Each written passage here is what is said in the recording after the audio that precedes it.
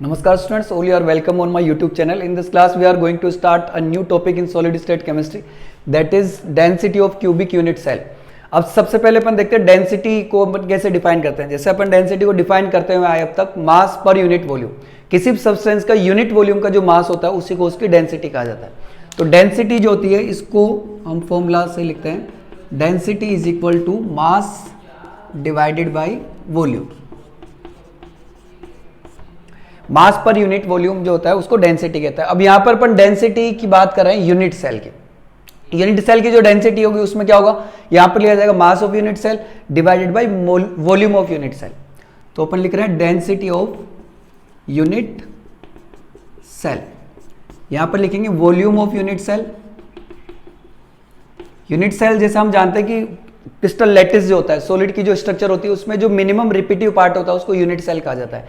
तो unit cell क्या होता है, एक स्पेस होता है, स्पेस एक ज्योमेट्री होती है जो कि सॉलिड के जो नियरेस्ट पार्टिकल्स होते हैं उनके सेंटर को जोड़कर बनाई जाती है। तो स्पेस का वॉल्यूम तो हम जानते हैं कि यदि स्पेस होगा तो वॉल्यूम तो कवर करेगा, लेकिन उसमें मास नहीं होगा। मास किस में होगा, मास उसमें प्रेजेंट पार्टिकल्स का होगा। जैसे फॉर एग्जाम्पल हम एससी लेते हैं, तो सिंपल क्यूबिक यूनिट सेल में हम एक क्यूब बनाते हैं।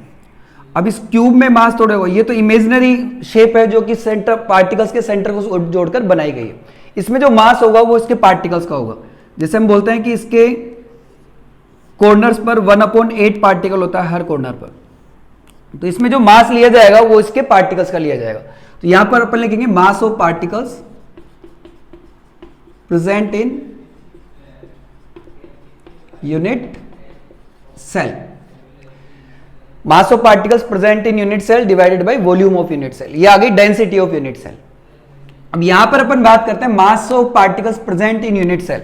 यदि हमें पूरा जितने भी पार्टिकल्स हैं उन सबका मास निकालना हो तो हम क्या करेंगे, जितने नंबर ऑफ पार्टिकल है उसको एक पार्टिकल के मास से मल्टीप्लाई करेंगे। फॉर एग्जांपल किसी यूनिट सेल में 2 पार्टिकल है तो 2 पार्टिकल्स का मास कैसे होगा, एक पार्टिकल का जो मास होगा उसको 2 से मल्टीप्लाई करेंगे।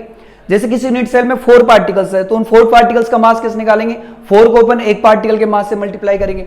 तो यहां पर ये जो वैल्यू अपन ने लिखी है mass of particles present in unit cell, इसको हम लिख सकते हैं that the number of particles per unit cell into, यानी mass number of particles present in one unit cell. Per unit cell का मतलब है present in one unit cell into the mass of one particle, mass of one particle divided by, ये value ऐसे कैसे रह जाएगी, volume of unit cell, volume of unit cell. ये आ गई density of unit cell, this is density of unit cell. इसको अपन डिनोट कर रहे हैं Z से।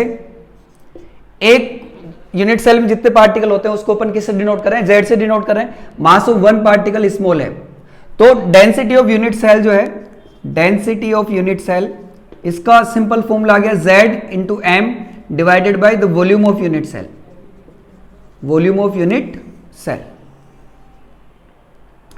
अब यहां पर बात करते हैं इसकी कि ये जो फॉर्मूला है इसमें Z ठीक है, M जो है वो अपने पास मास ऑफ वन पार्टिकल है और वॉल्यूम जो है वो अपन यूनिट सेल का वॉल्यूम लेंगे। तो इसमें यदि हम देखें कि मास ऑफ वन पार्टिकल है, जैसे इसको अपन कहते हैं एटॉमिक मास या मोलिकुलर मास, ये जनरली लिया जाता है AMU में या U में, एटॉमिक मास यूनिट में या यूनिफाइड मास में। जबकि जो डेंसिटी होती है, जैसे डेंसिटी का फॉर्मूला अपन लिख रहे हैं Z into M divided by V of unit cell. तो एक पार्टिकल का जो मास है वो अपन AMU में ले रहे हैं या U में ले रहे हैं, जबकि डेंसिटी जनरली किस में ली जाती है, ग्राम पर सेंटीमीटर क्यूब में या किलोग्राम पर मीटर क्यूब में। तो यहां पर एक पार्टिकल का मास अपन AMU में लिखेंगे तो उसके अकॉर्डिंग जो डेंसिटी आएगी वो यूनिट में सही नहीं आएगी। तो अपन यहां पर कोई ऐसी स्मॉल m की जगह कोई ऐसी क्वांटिटी लेंगे जो ग्राम में आ रही हो या किलोग्राम में आ रही हो, करेक्ट। तो अपन इसकी जगह पर लेंगे मोलर मास, क्योंकि मोलर मास जैसे अपन जानते हैं 1 मोल का मास होता है, ये एक पार्टिकल का मास यानी कि एटॉमिक और मोलिकुलर मास के इक्वल होता है वैल्यू वाइज। वैल्यू जो होती है मोलर मास की वो एटॉमिक मास या मोलिकुलर मास के सेम होती है, लेकिन इसकी जो यूनिट होती है वो ग्राम होती है। तो यहां पर जो स्मॉल m है, पार्टिकल ऑफ वन मास, इसकी जगह अपन यदि इसको इसकी जगह हम लिख लेते हैं मोलर मास। इसको रिप्लेस कर देते हैं मोलर मास से, तो वैल्यू तो वही रहेगी, लेकिन फायदा ये होगा कि यहां पर एमयू की जगह अपने पास यूनिट आ जाएगी ग्राम में, जिससे अपन आंसर ला सकते हैं ग्राम पर सेंटीमीटर क्यूब के अंदर। तो यहां पर अपन पुट करेंगे मोलर मास, तो इसको हम लिखेंगे स्मॉल m जो होता है पार्टिकल ऑफ वन मास, इसको अपन मोलर मास की फॉर्म में इसको लिखना चाहेंगे। यानी इसका जो फॉर्मूला है, इसका जो एक्सप्रेशन है स्मॉल m का, वो अपन कैपिटल M यानी मोलर मास के फॉर्म में लिखेंगे यहां पर। तो हम जानते हैं कि मोलर मास क्या होता है। मोलर मास होता है mass of one mole, mass of one mole, इसको कहते हैं अपन मोलर मास, इसको लिखा जाता है मोलर मास। अब एक मोल का जो मास होता है, यानी एक मोल में कितने पार्टिकल होते हैं, Na पार्टिकल होते हैं एवोगैड्रो नंबर के बराबर, तो ये Na पार्टिकल्स का मास है। ये किसका मास है, Na पार्टिकल्स का मास है। तो हम लिख सकते हैं मास ऑफ Na पार्टिकल्स, इसको लिखा जाता है मोलर मास। इसको क्या लिख रहे हैं, मोलर मास। ये पार्टिकल्स की फॉर्म में क्यों लिखा है अपन ने, क्योंकि अपने को चाहिए एक पार्टिकल का मास, तो हमें पता होना चाहिए कि ये कितने पार्टिकल का मास है, ये Na पार्टिकल्स का मास है। तो एक पार्टिकल का मास कैसे निकालेंगे अपन, जैसे यूनिटरी मेथड में निकालते हैं। एक पार्टिकल का मास निकालने के लिए इस Na को इधर अपन डिवाइड देंगे, तो यहां से मास of one particle, mass of one particle, ये अपने पास आ गया m डिवाइडेड बाई Na, जिसको हम डिनोट करें स्मॉल m से। तो यहां जो स्मॉल m है, इसकी जगह पर अपन पुट कर सकते हैं capital M upon Na, capital M upon Na। यानी ये जो स्मॉल m है, इसको अपन एक्सप्रेस किया है कैपिटल M अपॉन Na की फॉर्म में, ताकि यहां पर अपन मोलर मास ला सके और डेंसिटी जो अपनी है वो ग्राम पर सेंटीमीटर क्यूब की फॉर्म में आ सके।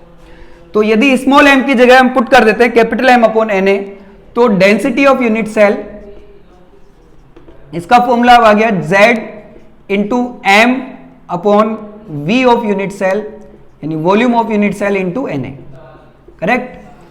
Z और V ऑफ यूनिट सेल तो एज इट इज है, और स्मॉल m की जगह अपन ने पुट कर लिया इसकी जगह कैपिटल M अपॉन Na। तो अब हमारे पास में यूनिट सेल के लिए एक सिंपल सा फॉर्मूला आ गया, Z capital M molar mass divided by volume of unit cell into Na।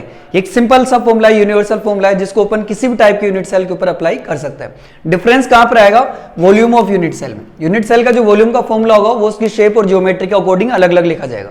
जैसे अपन बात करें क्यूबिक यूनिट सेल की, जिसको स्पेशली हमें यहाँ पे फोकस करना है, तो हम लिखेंगे density of cubic unit cell, density of cubic unit cell is equal to Z into M upon Na। ये एज इट इज आएगा, बस वॉल्यूम ऑफ यूनिट सेल की जगह पर वॉल्यूम ऑफ क्यूब का जो फॉर्मूला है, जो हम जानते हैं A क्यूब होता है, साइड क्यूब जो होता है उसको पुट कर लेंगे। तो ये फॉर्मूला अपने पास क्यूबिक यूनिट सेल के लिए आ गया। जैसे और कोई यूनिट सेल अपन बात करें, अपन ऑर्थोरोम्बिक यूनिट सेल की बात करते हैं, ऑर्थोरोम्बिक यूनिट सेल। तो ऑर्थोरोम्बिक यूनिट सेल में जो वॉल्यूम होता है क्यूबॉइड शेप की होती है, तो इसका जो वॉल्यूम होता है वो होता है length into breadth into height. तो यहां पर जो वॉल्यूम ऑफ यूनिट सेल है, उसमें ऑर्थोरोम्बिक यूनिट सेल के वॉल्यूम का फॉर्मूला पुट कर दिया जाएगा। तो हमारे पास ये फॉर्मूला आ जाएगा Z into capital M divided by Na। यहां ऐसे कैसे आएगा, और यहां पे लिखेंगे L into B into H। तो ये ऑर्थोरोम्बिक यूनिट सेल की डेंसिटी हो जाएगी। पर और यदि बात करें HCP की बात करें जैसे, तो HCP में हो जाएगा Z into capital M divided by Na into HCP का जो वॉल्यूम है, जो अपन लिखते हैं 3√2A क्यूब, ये आ जाएगा।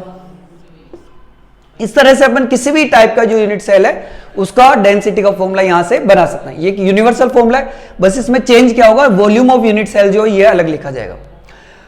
अब अपन क्यूबिक यूनिट सेल के ऊपर मेनली फोकस करेंगे कि यहां पर जो क्वेश्चन आते हैं वो किस तरह के आते हैं। जैसे इनमें भी पूछ सकते हैं, इनमें जैसे HCP की बात करते हो तो यहाँ Z भी फिक्स होता है, 6 होता है, 6 पार्टिकल आते हैं HCP में।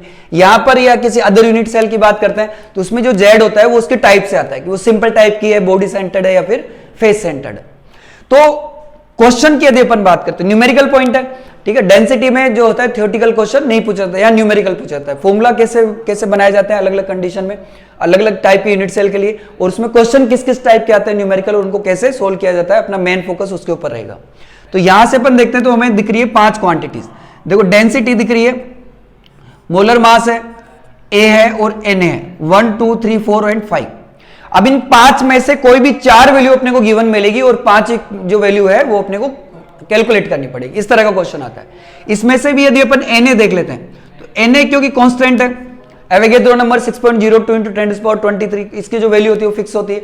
तो जनरली ऐसा होता है कि क्वेश्चन के अंदर इसको नहीं पूछा जाता, पूछ सकते हैं लेकिन जनरली नहीं पूछा जाता। मेनली अपने पास फिर ये 4 ही क्वांटिटीज बचती है, डेंसिटी, जेड, कैपिटल एम और ए।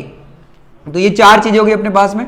First is Z, second is capital M, third is A and fourth is D. अब इन 4 में से देखो जो 3 चीजें हैं, कैपिटल एम, डी और ए, ये तो न्यूमेरिकली अपने को मिलती है। कैपिटल एम क्या है? Molar mass, molar mass of substance.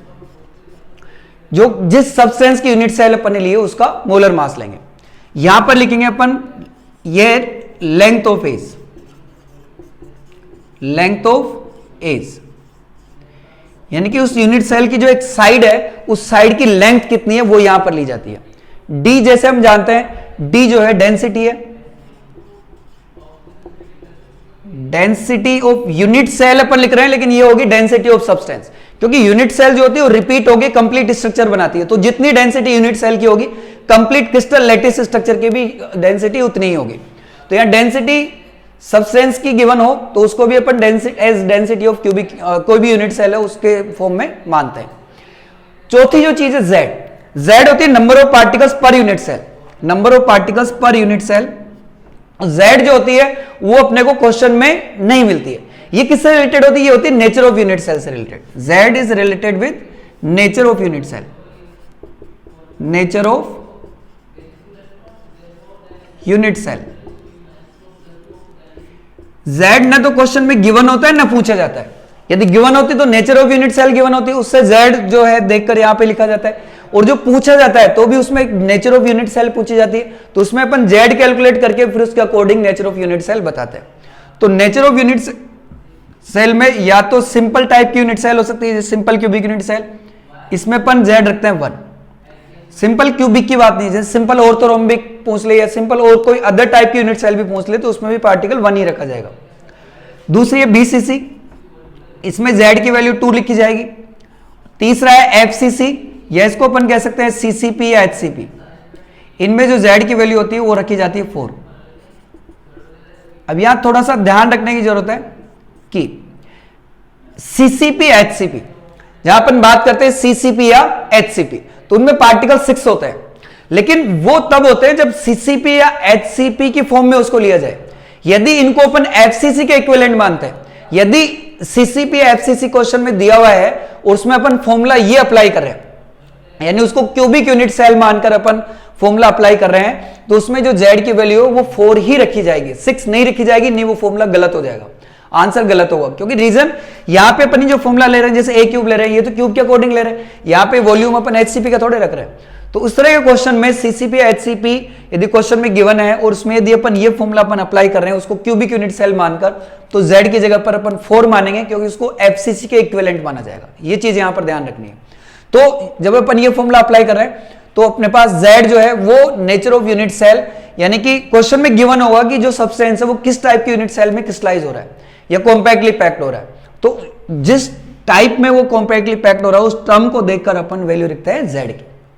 ये चीज होगी। यहां पर जो ए है, यदि अपन ए की बात करें तो लिख रहे हैं हम length of edge, length of edge. या तो हमें ये एज इट इज गिवन मिलती है या हमें ये गिवन मिलती है आर की फॉर्म में, यानी रेडियस ऑफ पार्टिकल। ए और आर दोनों में से एक चीज गिवन होगी। उसका रीजन ये है कि हम आर से ए भी कैलकुलेट कर सकते हैं। जैसे सपोज हमें ए गिवन हो कि आर गिवन है, तो आर से पहले हमें ए कैलकुलेट करनी पड़ेगी, उसको इस फॉर्मूला में पुट करना पड़ेगा और जो रिक्वायर्ड क्वांटिटी है रिमेनिंग में से उसको कैलकुलेट करना पड़ेगा। अब ए और आर में जो रिलेशन है ये भी नेचर ऑफ यूनिट सेल के अकॉर्डिंग है। जैसे हम बात करें एससी की, सिंपल क्यूबिक यूनिट सेल में ए इक्वल्स टू लिखते हैं अपन 2r।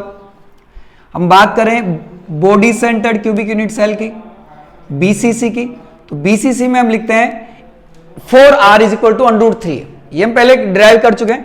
√3 is equal to 4r, यानी कि a इक्वल्स टू हो जाएगा 4r डिवाइडेड बाई √3।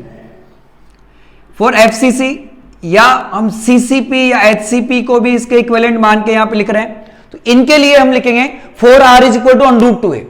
तो a इक्वल्स टू क्या हो जाएगा 4r अपॉन √2। इसको और सिंप्लीफाई करके अपन 2 √2r भी लिख सकते हैं, 2 √2r। तो ये रिलेशन है। पहले जैसे ए और आर में से यदि आर गिवन है और ए अपने को रखनी हो तो आर से ए कैलकुलेट करके यहां पे पुट किया जाएगा, या फिर क्वेश्चन में हो सकता है कि डी जेड एम दिया हुआ और हमें पूछ लिया जाए आर। तो रेडियस ऑफ पार्टिकल तो डी से डायरेक्टली तो रिलेटेड है नहीं, वो रिलेटेड किसके थ्रू है, ए के थ्रू। पहले अपन इन गिवन क्वांटिटी से ए कैलकुलेट करेंगे और फिर ए से क्या कैलकुलेट किया जाएगा, आर, इन फॉर्मूलाज के अकॉर्डिंग। तो ये अपने पास लेंथ ऑफ एज की बात हुई।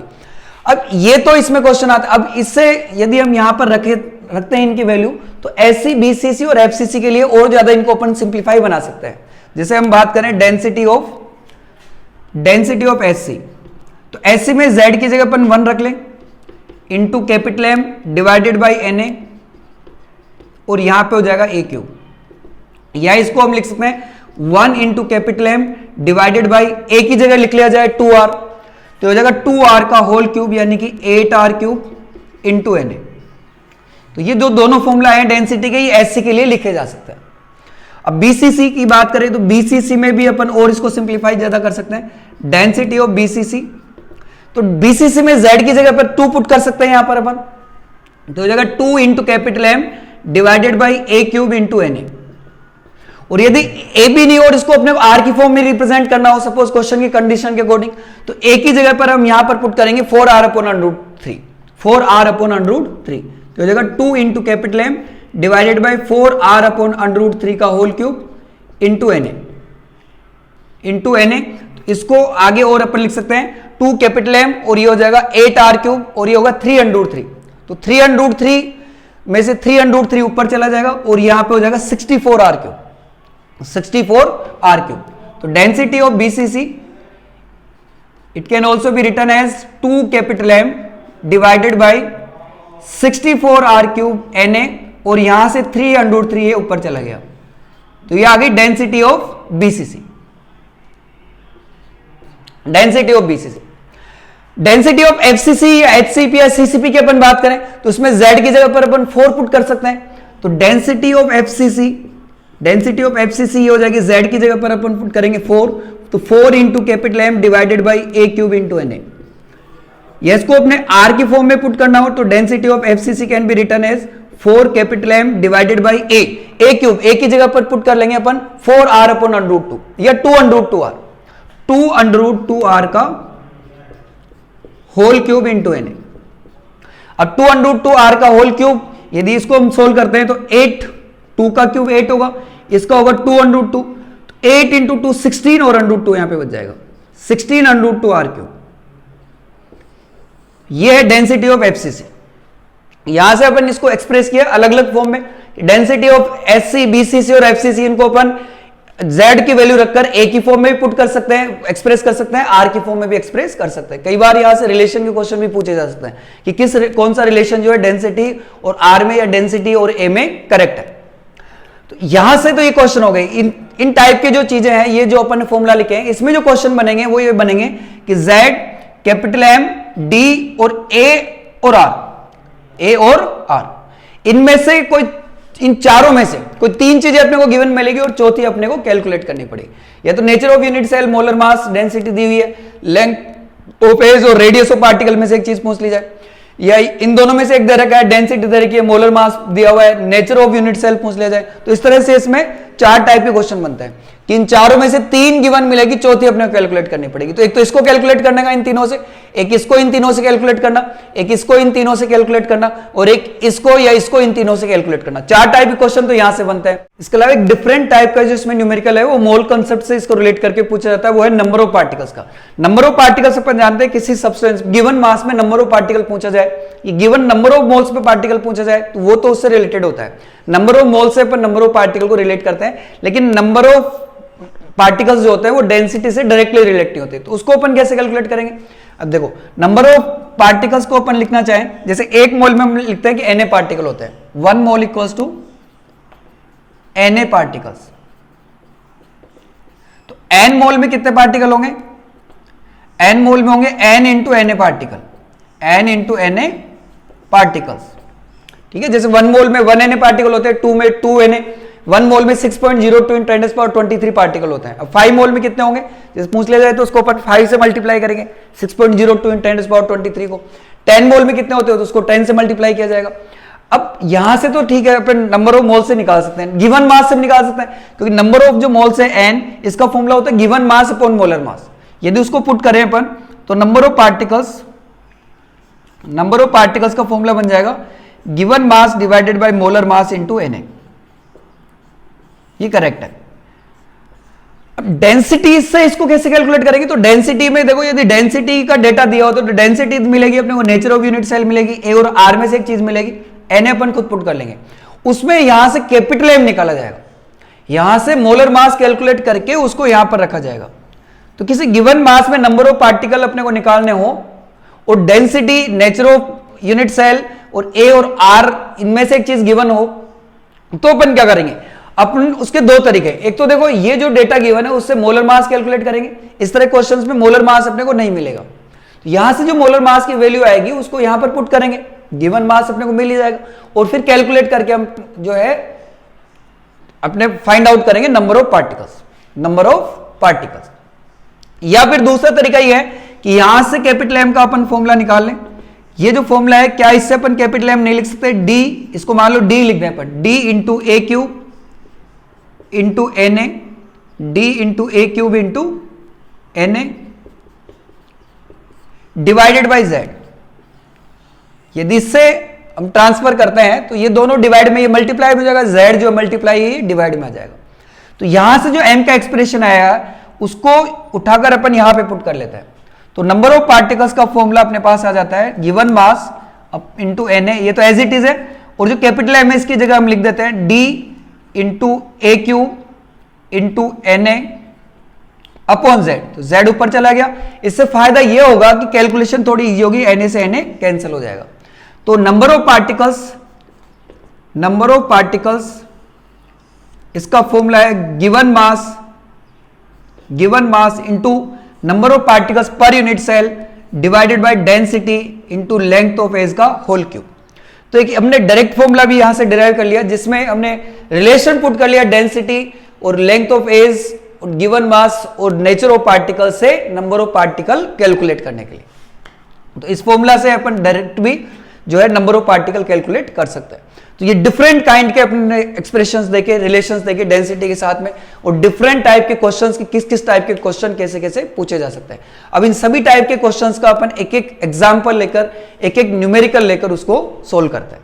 अब यदि इस क्वेश्चन को अपन देखते हैं तो इसमें क्या पूछा गया है, नेचर ऑफ यूनिट सेल पूछा है। एक एलिमेंट है जिसका मोलर मास हमें गिवन है, कैपिटल M गिवन है, ये क्यूबिक यूनिट सेल बनाता है। क्यूबिक यूनिट सेल तो बना रहा है, लेकिन क्यूबिक यूनिट सेल कितने टाइप के, SC, BC या FCC बना रहा है, वो अपने को गिवन नहीं, वो ही निकालना है।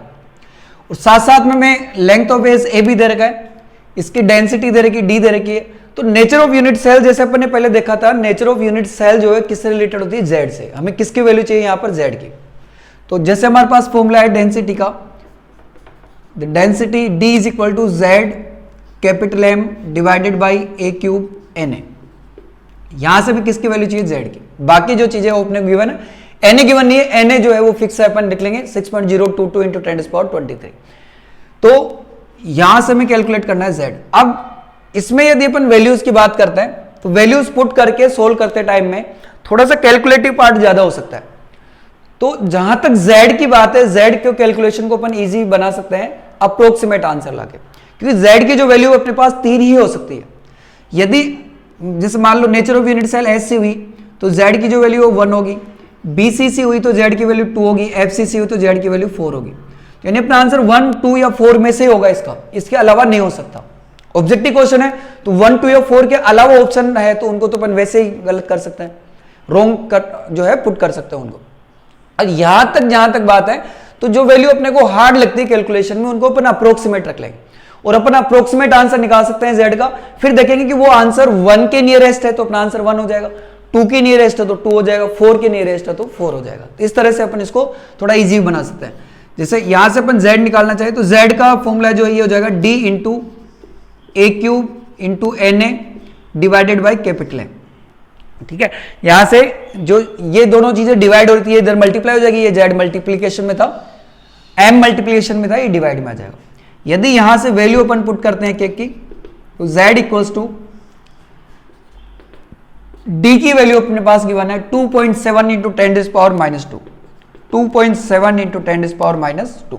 यूनिट चाहे तो रख लें, नहीं कोई दिक्कत नहीं है। ये जो सारी यूनिट्स है एमकेएस में अपन लेके चल रहे हैं, किलोग्राम में है, ये मोल में, जैसे पिकोमीटर में तो उसको अपन मीटर में रख लेंगे। तो ये जो सारी सिस्टम्स अपने पास जितने भी यूनिट्स है, जितने भी वैल्यूज है, वो एमकेएस सिस्टम में आ जाएगी। 2.7 इंटू 10⁻²2। ए जो है ये अपने पास गिवन है 405 पिकोमीटर, इसको कन्वर्ट किया अपन ने इंटू 10⁻12 मीटर का whole cube. Then N A 6.02 into 10⁻23 divided by capital M molar mass. Molar mass जो है 2.7 इंटू 10⁻², ये मोलर मास था। डेंसिटी है 2.7 इंटू 10⁻3। कोई दिक्कत नहीं है, ये भी अपने पास एमकेएस में किलोग्राम पर मीटर क्यूब। मोलर मास ये है, इसको अपन यहां पे पुट कर लेंगे। मोलर मास हो गया 2.7 इंटू 10⁻², करेक्ट। तो हमने ये सारी चीजें जो है वो पुट कर ली। सिस्टम जो अपन ने लिया है यूनिट्स का, वो लिया है किलोग्राम पर एमकेएस सिस्टम, किलोग्राम में, मीटर में, मोल में, सेकंड में। सेकंड तो आ नहीं रहा है। अब हमें कैलकुलेट करना है जेड। तो यहां से यदि अपन वैल्यूज देखते हैं, देखो 405 का क्यूब होगा 6.02 है, ये थोड़ी सी प्रॉब्लम क्रिएट करेंगे। जिस 2.7 से इसको अपन कैंसिल आउट कर सकते हैं। तो 405 का क्यूब और 6.02, इसको छोड़ के बाकी सभी 10 की पावर से ये अपन इजीली सोल्व कर सकते हैं। अब इसकी रही बात, तो इनको अपन अप्रोक्सीमेट रख लेते हैं। जैसे हमने कहा कि जेड के अपने पास 3 ही आंसर, इसके अलावा आंसर नहीं हो सकता। तो जैसे मान लिया कि इसको हमने मान लिया 400, ये z जो है यहां रख लिया अपन 10⁻3 इंटू यहां रखा 400 इंटू 10⁻12, 400 इंटू 10⁻12। इसको 4 इंटू 10⁻10 भी लिख सकते हैं। 2 पावर होगी, वो इधर 2 माइनस की पावर कम कर देगी। इसका whole cube into 6.02 into 10⁻23 divided by 10⁻²। देखो 4 का क्यूब कितना हुआ 64 इंटू, इसको भी अपना अप्रोक्सीमेट 6 लिख लेते हैं, into 6 into 10⁻3 into 10⁻23 10⁻³ divided by 10⁻²। सभी अपन 10 की पावर्स को देखते हैं, तो ये -2 से ये कैंसिल हुआ, 10⁻28, ये कितना हुआ 26 और -28 ना जो वैल्यू बचेगी वो बचेगी 10⁻²। और यदि अपन इनको मल्टीप्लाई करते हैं, ये आता है 384। देखो ये आंसर आया 3.84। अब थोड़ा सा अपने को लॉजिकली देखना है कि अपने माना गया था 405 को माना है 400, 6.02 को अपन ने करेक्ट, ये जो है अपना आंसर निकाल रहे हैं इसका अप्रोक्सीमेट। इसको अपन ने अप्रोक्सीमेट माना है 6, यानी जो रियल वैल्यू थी उससे अपन ने कम अज्यूम किया। तो ये अज्यूम्ड आंसर है, ये अप्रोक्सीमेट आंसर है। रियल आंसर क्या होगा, इससे थोड़ा ज्यादा आएगा, क्योंकि रियल वैल्यू जो है वो यहां से अप्रोक्सीमेट अज्यूम्ड वैल्यू से ज्यादा है। तो करेक्ट जो आंसर होगा वो भी इससे थोड़ा ज्यादा होगा। अब इससे ज्यादा और इससे नियरेस्ट इन तीनों में से कौन है, 4 है। तो अपना जो एग्जैक्ट आंसर आएगा वो क्या आएगा 4। और नेचर ऑफ यूनिट सेल हो गई एफसीसी, या इसको अपन लिख दे सीसीपी हो एफसीसी। नेक्स्ट क्वेश्चन को देखते हैं। तो इसमें अपने को क्या निकालना है, find out the molar mass of copper. Find out the molar mass of copper. अब मोलर मास ऑफ कॉपर अपन वैसे भी जानते हैं कि 63.5 जो है ग्राम पर मोल होता है। इसका जो एटॉमिक मास होता है वो 63.5 एम ही होता है। तो what is the molar mass of copper, ये क्वेश्चन नहीं है। यदि ये पूछना होता तो इतनी जो वैल्यूज है वो अपने को गिवन नहीं होती। ठीक है, इसमें जो है वो अपने को कैलकुलेट करना है, molar mass of copper calculate करना on the basis of given quantities. ठीक है, ये क्वेश्चन है। डेंसिटी से इसको कैलकुलेट करना है, और कैलकुलेट करने के बाद जो आंसर आएगा वो ही लिखना है, 63.5 नहीं लिखना। तो डेंसिटी जो है इसका फॉर्मूला जैसे हम जानते हैं Z into A cube, Z into M upon A cube into N A. तो जैसे हमने देखा था कि इन चारों में से कोई भी एक चीज पूछ ली जाएगी। तो इसमें क्या चीज पूछी जा रही है, गिवन पहले क्वेश्चन में ये तीनों गिवन थी, ये निकालनी थी। इस वाले क्वेश्चन में ये तीनों गिवन है, ये निकालनी है। ठीक है, अल्टीमेटली ये होगी 4 में से 3 गिवन होगी, चौथी अपने को कैलकुलेट करनी पड़ेगी। तो m को यदि यहां से लेते हैं अपन, तो कैपिटल M का फॉर्मूला बन गया d into A cube into N Avogadro number divided by z। अब इन सब की वैल्यूज देखते हैं अपन। तो ये जो है ये एफसीसी की लेंथ ऑफ एज है, with this length of edge. इसको एक ही जगह पुट किया जाएगा। डी जो है डेंसिटी है 8.92, यदि अपन वैल्यूज पुट करते हैं 8.92 इंटू ए जो है वो अपने पास है 3.608 इंटू 10⁻⁻8। यूनिट की कोई दिक्कत नहीं है लिखने की। सारी जो सिस्टम है, सारी जो यूनिट्स है अपन ले रहे हैं सीजीएस सिस्टम है। ये सेंटीमीटर में है, ये ग्राम पर सेंटीमीटर क्यूब में, तो अपना जो मोलर मास है वो भी आ जाएगा ग्राम पर मोल में, और वो ही अपने को चाहिए। तो सारी जो सिस्टम्स है, सारी यूनिट्स जो अपन लिख रहे हैं वो सीजीएस के अकॉर्डिंग लिख रहे हैं। ये आ गया एन जो है 6.02 इंटू 10⁻23 पार्टिकल्स पर मोल। जेड किसे लिया जाएगा? जेड न गिवन होता है न पूछा जाता है, एफसीसी। एफसीसी का मतलब जेड कितना हुआ? 4। यहां पर लिख लिया जाएगा 4। अब इसको यदि अपन सोल्व करें तो यहां पर ये 2.23, तो 2.23 इंटू 3.608 का होल क्यूब, ये क्यूब भी होगा, ये ए क्यूब है, ये वैल्यू ए की थी, ए का होल क्यूब, जिसका होल क्यूब मल्टीप्लाई 8 10⁻⁻8 का होल क्यूब एंड 10⁻⁻24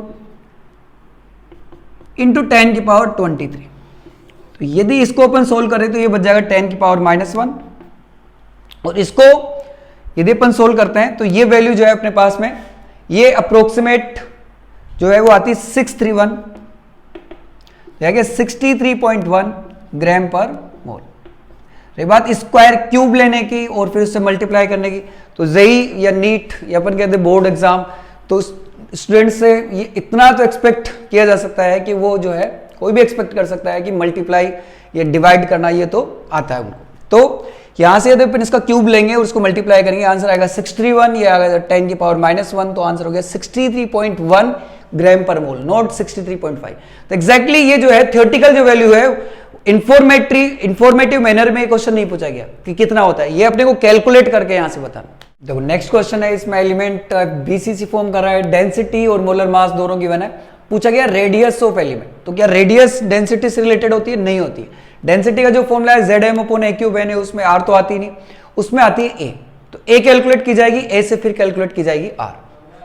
तो D यदि अपन लिखते हैं, D होता है ZM/A3Na। तो D डेंसिटी गिवन है हमें, मोलर मास कैपिटल M भी गिवन है, Z जो है ये BCC दिया हुआ, इस वर्ड से निकल रहा है कि यहां पे Z2 है, Z भी गिवन है, Na फिक्स होता ही है। हमें क्या कैलकुलेट करना है? हमें कैलकुलेट करना है A। This is to be find out. तो A क्यूब से A निकलेगा, A से फिर हम कैलकुलेट करेंगे R, और ये भी पुट करेंगे अपन BCC के अकॉर्डिंग, 4R = √3। तो जब A आ जाएगा तो उससे अपन R कैलकुलेट कर लेंगे। तो यहां पे यदि वैल्यू रखें हम, तो डेंसिटी है 200 किलोग्राम पर मीटर क्यूब। जो अपन ये देखते हैं इनकी यूनिट कन्वर्जन की जरूरत नहीं पड़ेगी, एमके सिस्टम में चल रहा है, ये किलोग्राम में, मीटर है, ये किलोग्राम है, मोल है, तो हम एमके सिस्टम में चलने देते हैं सबको।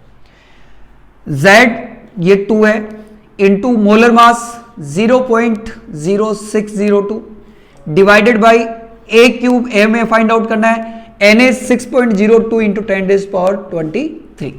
अब इसको यदि अपन सोल्व करें, 2 से ये 2 कैंसिल हो जाएगा, 6.02 से ये कैंसिल होगा, यहां पे 2 पावर है, 10⁻⁻2 होगी, ये नीचे हो जाएगी 10⁻+2 100। करेक्ट। तो अब अपन A क्यूब की वैल्यू निकालते हैं। तो A क्यूब यहां पर जाएगा, 100 नीचे आएगा। तो A cube is 1 divided by 100 into 100 into 10⁻23। ये हो जाती है 10⁻23, 4 5 6 7 27, और ऊपर आके हो जाएगा 10⁻⁻27। यदि इसका अपन क्यूब रूट लेते हैं दोनों साइड्स का, on taking cube roots of both sides, A will become 10⁻⁻9। Unit कौन सी आएगी? सारा जो सिस्टम हो कौन सा? MKS। तो यहां पर जो A है, लेंथ ऑफ एज, ये आ जाएगी मीटर में। MKS में जो लेंथ होती है वो मीटर में आती है, तो 10⁻⁻9 मीटर अपना आंसर हो गया A का। सपोज ये क्वेश्चन A के लिए भी पूछ सकता था। क्वेश्चन आता calculate the length of edge, तो अपना आंसर होता 10⁻⁹ मीटर या 1 nanometre. It would be our final answer. लेकिन अब पूछा क्या है? रेडियस ऑफ एलिमेंट पूछा है, यानी अभी अपना पूरा आंसर नहीं हुआ। A निकला है, A से R कैलकुलेट करना। शुरू में भी अपन ये देखा था कि A और R में से एक चीज गिवन होगी या फिर इनमें से एक चीज पूछी जा सकती है। तो यदि अपन BCC के अकॉर्डिंग फॉर्मूला पुट करते हैं, तो BCC में A और R में रिलेशन होता है √3 = 4R। तो R विल बिकम √3/4, √3 और a की जगह पर जो है वो पुट किया जाएगा 10⁻⁹ डिवाइडेड बाय 4, और ये क्योंकि ये मीटर में है, ये आंसर भी मीटर में आएगा। यहां इसमें डिवाइड √3 1.73 में डिवाइड जा नहीं सकता, अपन इसको मल्टीप्लाई करेंगे 10 × 10⁻⁻1, तो ये √3 × 10 हो गया, और 10⁻⁻1 -9 हो जाएगा 10⁻10, और इसको अपन ने कैंसिल किया, ये हो गया 2.5 √3 × 10⁻10 मीटर, या 2.5 × √3 एंगस्ट्रॉम। और इसको हम आगे और यदि सोल्व करना चाहें तो सिंप्लीफाई कर सकते हैं, √3 यानी 1.73 को मल्टीप्लाई कर लेंगे 2.5 से। Now this is our question is complete. Next numerical, अब देखो डेंसिटी की जैसे अपन बात करें, डेंसिटी का जो फॉर्मूला है D = ZM/A³Na। हमने कहा कि Na को छोड़ के D है, Z है या नेचर ऑफ यूनिट सेल है, M मोलर मास है, A यानी लेंथ ऑफ एज है। इनमें से तीन चीजें गिवन मिलेगी, एक हमें कैलकुलेट करनी पड़ेगी। फर्स्ट न्यूमेरिकल में हमने क्या किया, हमने Z फाइंड आउट किया, ये तीनों चीजें गिवन थी। सेकंड में हमने क्या किया, M फाइंड आउट किया, ये तीनों गिवन थी। थर्ड में हमने क्या किया, ये तीनों गिवन थी, A फाइंड आउट किया, फिर इससे R फाइंड आउट किया। अब ये तीनों गिवन हो गए, डेंसिटी भी पूछ सकता है, ठीक है। वैसा न्यूमेरिकल अपन ने सोल्व नहीं किया, लेकिन सिंपल सी है, अंडरस्टूड सी चीजें की है, उसको अपन सोल्व कर सकते हैं यदि ये तीनों चीजें हमें गिवन हो। इसके बजाय हम जो नेक्स्ट न्यूमेरिकल है वो सोल्व कर रहे हैं नंबर ऑफ एटम्स का, यानी नंबर ऑफ पार्टिकल्स जो है गिवन मास में डेंसिटी से कैसे फाइंड आउट किया जाए। यदि डेंसिटी और रिलेटेड डेटा गिवन है तो अपन नंबर ऑफ पार्टिकल्स कैसे फाइंड आउट करते हैं, उसके कई तरीके। कुछ ऐसे सोल्व करते हैं कि जो गिवन मास है इसको वॉल्यूम में कन्वर्ट किया, फिर अपन ने वॉल्यूम में डिवाइडेड दिया volume of 1 unit cell, volume of 1 unit cell जो कि A³ हो जाएगा, बस नंबर ऑफ यूनिट सेल्स आएगी। एक BCC में 2 पार्टिकल होते हैं, उसको 2 से मल्टीप्लाई किया, वैसे भी होता है। या फिर ऐसा हो सकता है कि D = ZM/A³Na, यहां से जो है वैल्यू फाइंड आउट की जाए M की, और फिर M को जो है यहां से वैल्यू फाइंड आउट की जाए M की, और फिर M को पुट किया जाए नंबर ऑफ पार्टिकल्स का जो फॉर्मूला है, number of particle given mass upon molar mass into Na। यहां से M फाइंड आउट करके यहां पे रख ले पर, या इससे बेटर है कि जैसे हमने फॉर्मूला बनाया था यहां पर M की जगह हम रखें number of particle = given mass divided bye, यहां से मोलर मास का फॉर्मूला होगा D × A³ × Na divided by Z। तो D × A³ × Na divided by Z, Z ऊपर गया और Na यहां पर पहले से ऊपर आ रहा है, करेक्ट। यहां से M को अपन ने ट्रांसफर किया, M को यहां से लिख सकते हैं D × A³ × Na, D × A³ × Na divided by Z। अब ये जो M है उसको अपन ने यहां पुट किया है, ये नंबर ऑफ पार्टिकल्स का फॉर्मूला होता है मोल कंसेप्ट से, यहां पे रखा तो ये अपने पास आ गया D × A³ × Na, और Z जो डिवाइड में किया वो अपन ने ऊपर रख लिया, Na से Na कैंसिल, तो नंबर ऑफ पार्टिकल्स का अपने पास फॉर्मूला आ गया W × Z/D × A³। तो हम ये फॉर्मूला डायरेक्ट भी पुट कर सकते हैं और इसको सोल्व कर सकते हैं, ये सबसे इजी मैटर है, सबसे इजी मेथड है। अब नंबर ऑफ पार्टिकल्स हमें गिवन मास का निकालना हो डेंसिटी से, तो ये अपने पास फॉर्मूला है given mass into number of particles per unit cell divided by density into length of edge का होल क्यूब। वैल्यू यदि अपन पुट करते हैं तो गिवन मास है 208 ग्राम, ये ग्राम है तो सारी जो सिस्टम है यूनिट सिस्टम है अपन CGS अप्लाई कर लेते हैं। Z लेंगे अपन BCC के अकॉर्डिंग, Z हो गया 2 डिवाइडेड बाय डेंसिटी, डेंसिटी जो है इसमें दी हुई 7.2 ग्राम per centimetre cube. CGS system में ये ग्राम और सेंटीमीटर में, तो कन्वर्जन की जरूरत नहीं पड़ेगी। A cube, A 288 picometre, 288 picometre, तो 288 पिकोमीटर इसको हम कन्वर्ट करेंगे सेंटीमीटर में, क्योंकि ये जो सिस्टम है अपन CGS ले रहे हैं, इसमें जो लेंथ आएगी वो सेंटीमीटर में आनी चाहिए, तो होगी 288 × 10⁻10 सेंटीमीटर। इसको यहां पुट किया 288 × 10⁻10 सेंटीमीटर का होल क्यूब। अब यदि इन सभी को अपन सोल्व करेंगे, सभी वैल्यूज को रखकर पर सोल्व किया जाएगा, तो आंसर आएगा 24.16 into 10⁻23। These are the number of atoms present in 208 gram. तो ये हमने इसको सोल्व किया। तो अलग तरीका आउट करने के बजाय सबसे इजी मैनर है कि अपने पास फॉर्मूला है नंबर ऑफ पार्टिकल्स का given mass into number of particles per unit cell divided by density into length of edge का होल क्यूब। यहां पे हमें गिवन मास मिल जाएगा, नंबर ऑफ ये जो नेचर ऑफ यूनिट सेल से number of particles per unit cell z मिल जाएगा, डेंसिटी और a, लेंथ ऑफ एज इस तरह क्वेश्चन में अपने को गिवन होगी, डायरेक्ट यहां पे वैल्यू पुट करेंगे और इसका क्वेश्चन का आंसर सोल्व कर लेंगे। अब तक जो अपन ने क्वेश्चन किए थे वो क्यूबिक यूनिट सेल के ऊपर थे। अब एक जो डिफरेंट टाइप की ऑर्थोरोम्बिक टाइप की यूनिट सेल है उसके ऊपर भी अपन एक क्वेश्चन सोल्व करेंगे डेंसिटी का, जिससे अपने ये क्लियर हो कि ये जो फॉर्मूला बनाया है ये केवल क्यूबिक यूनिट सेल के लिए नहीं है, केवल वॉल्यूम का फॉर्मूला चेंज करके अपन दूसरे टाइप की यूनिट सेल के ऊपर भी अप्लाई कर सकते हैं। तो डेंसिटी जैसे अपन लिखते हैं, डेंसिटी हम लिख रहे हैं ZM/A³NA। तो जो ए क्यूब था वो किसका वॉल्यूम था? क्यूबिक यूनिट सेल का। यहां पर अपन ने कौन सी यूनिट सेल ले रहे हैं? ऑर्थोरोम्बिक। ऑर्थोरोम्बिक होती है क्यूबॉइड शेप, जिसकी क्यूब जैसा होता है लेकिन लेंथ, ब्रेड्थ और हाइट जो होती है तीनों जो डायमेंशन जो होती है डिफरेंट होती है। तो A की जगह लिखेंगे अपन L/B/H, बाकी कोई डिफरेंस नहीं, करेक्ट। तो अब जैसे ये सिंपल ऑर्थोरोम्बिक है, सिंपल टाइप की जो यूनिट सेल होती है उसमें कॉर्नर के पार्टिकल आते हैं, जैसे सिंपल क्यूबिक यूनिट सेल में एक पार्टिकल होता है, सिंपल ऑर्थोरोम्बिक में भी पार्टिकल होगा 1। तो Z की जगह 1 पुट किया जाएगा। मोलर मास ऑफ एलिमेंट में गिवन है 60.2 ग्राम पर मोल। तो सारा जो सिस्टम है अपन CGS में ले लेते हैं। हमारे पास में जो है यहां पर गिवन है मास, मोलर मास गिवन है, मोलर मास हमने पुट किया। लेंथ, ब्रेड्थ और हाइट गिवन है। लेंथ की जगह हम लिखेंगे 1 एंगस्ट्रॉम, यानी इसको यदि कन्वर्ट करें 1 सेंटीमीटर, जगह 1 × 10⁻⁻8 centimetre, then 2 × 10⁻⁻8 centimetre breadth, and height is 5 × 10⁻⁸8 centimetre. Na 6.02 × 10⁻23।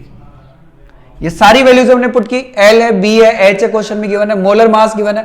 Simple orthorhombic type लिख दिया। सिंपल का मतलब यहां पर Z की वैल्यू 1 होगी। ऑर्थोरोम्बिक से इसका जो फॉर्मूला बनेगा L/B/H हमने लिखा। अब इसको कैलकुलेट करके हम निकालते हैं डेंसिटी। यहां से यदि अपन देखते हैं 6.02 से 62.2 10 टाइम्स कैंसिल होगा, और इसको हमने, और ये जो वैल्यू थी ये थी ग्राम पर मोल के अंदर। तो अपना जो आंसर आएगा डेंसिटी का वो आ जाएगा ग्राम पर सेंटीमीटर क्यूब, ग्राम पर सेंटीमीटर क्यूब। ये भी मोल इनवर्स में होगी, तो मोल इनवर्स से मोल इनवर्स कैंसिल, ये है gram, then centimetre centimetre centimetre centimetre cube. तो अपना जो यूनिट आएगी वो ग्राम पर सेंटीमीटर क्यूब में, और जो वैल्यू है 10 डिवाइडेड बाई 1 × 2 × 5 यानी कि 10, और ये जो पावर से 10⁻⁻8 -8 यानी कि -24 इंटू यहां पे बचा 10⁻23। 10 से 10 कैंसिल, ये बचेगा 10 की पावर -1, जो ऊपर आके हो जाएगा 10 की पावर +1। यूनिट है gram per centimetre cube. This is our density. Now this lecture is complete. इसमें हमने डेंसिटी से रिलेटेड जितने भी पॉइंट्स हो सकते थे, जितने भी अच्छे क्वेश्चंस हो सकते थे, जो अब तक आए हुए कॉम्पिटिटिव एग्जाम्स में आ सकते हैं, वो सभी अपन ने डिस्कस किए। Now in the end, if you think that this video is helpful for you in your studies, then please subscribe and share.